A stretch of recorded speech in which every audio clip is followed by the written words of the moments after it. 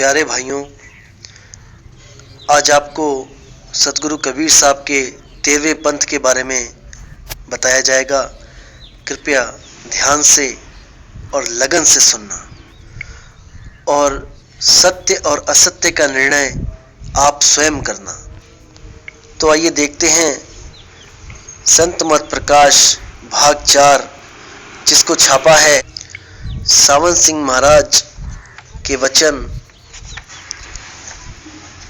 राधा स्वामी सत्संग ब्यास वालों ने। तो जब हम इसकी सत्संग सूची में जाते हैं तो हमें कई शब्द लिखे मिलते हैं, जिसमें से हम 28वें नंबर शब्द पे जब देखते हैं तो वहाँ हमें एक शब्द मिलता है, कोमल चित्त दया मन धारो, जो पेज नंबर 288 से शुरू होता है और इसको कहने वाले हैं स्वामी जी महाराज। तो कोमल चित्त दया मन धारो जो शब्द है ये 288 पे आपको मिलेगा और आगे जब चलेंगे 279 चलते चलते जब 294 पर पहुंचेंगे तब हम यहाँ पे क्या देखेंगे कि एक शब्द लिखा है, ग्रंथ साहिब में बड़े गहरे और गुप्त रहस्य भेद हैं, कबीर साहिब कहते हैं। 52 अक्षर लोक त्रय सब कुछ इन्हीं माही, ये आखर खिंड जाएंगे वो आखर इनमें नहीं।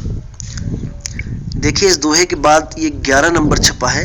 ये नंबर इसलिए छापे जाते हैं ताकि हम पीछे जाके किताब के पीछे जाके देख सके कि ये कौन से गुरु की वाणी और कौन से ग्रंथ में है। तो इन्हीं 2 अक्षरों के बारे में क्या बोलते हैं, इसके बारे में मदन साहिब कहते हैं। क्या कहते हैं मदन साहिब? सोई गुरु पूरा कहावे, जो 2 अक्षर का भेद बतावे, एक छुड़ावे एक लखावे, तो प्राणी निज घर को पावे।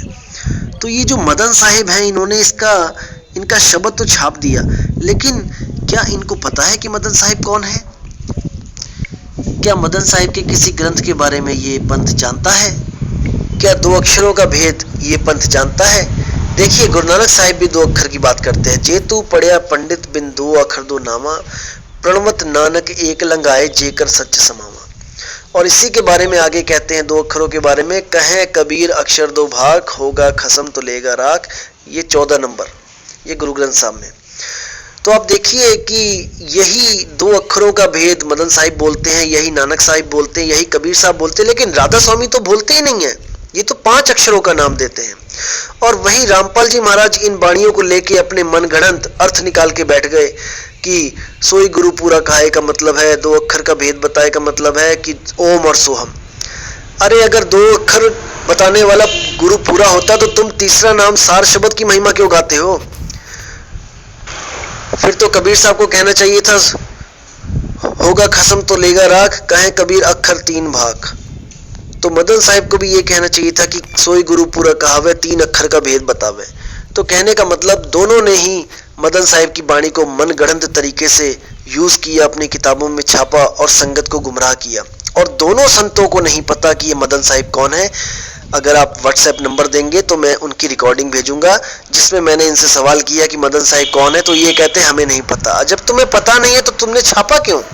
तुमने क्यों लोगों को गुमराह कर दिया? आइए देखते हैं मदन साहिब के बारे में ये क्या जानते हैं। हम पीछे जाएंगे इस किताब के, तो पीछे एक इंडेक्स होता है जिसमें सब शब्दों के जो दोहों के बाद जो 13-14 नंबर लिखा गया है, उससे हमें पता लगता है कि ये कौन कौन से ग्रंथ में है। तो आइए देखते हैं कोमल चित्त दयामन धारों में जितने भी शब्द आते हैं और पीछे जो नंबर लिखे गए हैं 1 2 3 4 5 करके, तो 11 नंबर जो था वो आदि ग्रंथ 340 पेज नंबर पे था, जो कबीर साहब की वाणी थी। आगे जो 12 नंबर पे मदन साहिब की वाणी थी वो प्राप्त नहीं लिखा इन्होंने। प्राप्त नहीं यानी कि इनको नहीं पता कि वो किस ग्रंथ में लिखा है। तो जब आपको पता ही नहीं था कि वो किस ग्रंथ में लिखा है तो आपको वो दोहा कैसे मिल गया? देखिए यहाँ पे 12 नंबर, सोई गुरु पूरा कहावे, 2 अक्षर का भेद बतावे। तो इसका मतलब आपको पता तो था, लेकिन आपने किसी को नहीं बताया। क्यों? क्योंकि अगर उस पंथ के बारे में लोगों को पता लग गया तो काल का जाल टूट जाएगा और सतगुरु कबीर साहब के 13वें पंथ का राज खुल जाएगा। लेकिन गुरु की दया देखिए, रामपाल जी महाराज ने चीख चीख के बता डाला कि 13वां पंथ ही सच्चा पंथ है, बाकी दुनिया के सारे पंथ अधूरे हैं। झूठे नहीं हैं, अधूरे हैं। अधूरा ज्ञान किसी का कल्याण नहीं कर सकता। इसलिए दोस्तों अभी भी समय है, आइए और कबीर साहब के 13वें पंथ से जुड़ जाए। साहिब सतनाम।